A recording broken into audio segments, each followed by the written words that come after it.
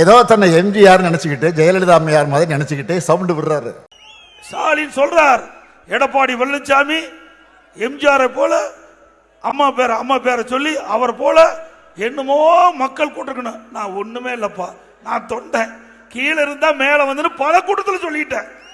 கீழே இங்க இருக்கின்றவர்கள் போல எங்களுடைய தலைவர்கள் பேச்சை கேட்டு படிப்படியா உயர்ந்து இங்க வந்திருக்கிறேன். நான் பல கூட்டத்தில் சொல்லியாச்சு, நான் தலைவர் என்று எப்போதுமே சொன்னது கிடையாது. எல்லா தொலைக்காட்சியில் நீங்க பாருங்க, பல்வேறு கூட்டத்தில் பேசிய பேச்செல்லாம் கேளுங்க.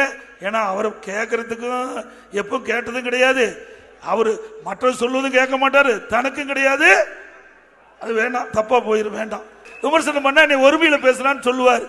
ஆக திரு ஸ்டாலின் அவர்களே, தயவு செய்து நாங்கள் பேசுவதை கவனிங்க. அது மட்டும் இல்ல, நீங்க வந்த பாதை வேற, நாங்க வந்த பாதை வேற. நீங்க வரும்போது உங்க அப்பா முதலமைச்சர் இருந்தாரு, உங்க அப்பா திமுக தலைவர் இருந்தாரு, அழகா சீட்டு கொடுத்தாரு. உங்க அப்பாவுடைய செல்வாக்குல நீங்க எம்எல்ஏ ஆனீங்க, மந்திரி ஆனீங்க, துணை முதலமைச்சர் ஆனீங்க, திமுக தலைவர் ஆனீங்க. உங்களுடைய பாதை வேற.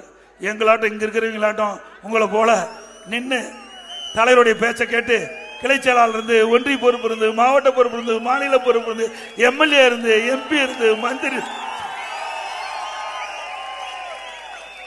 இந்த இயக்கத்திற்கு கடினமாக உழைத்த காரணத்தினாலே, இந்த இயக்கத்துக்கு விசுவாசமாக இருந்த காரணத்தினாலே, இங்க இருக்கின்ற நிர்வாகிகள், இங்க இருக்கின்ற பொதுமக்கள் கூட்டத்தில் போனா நான் யார் தெரியுமா?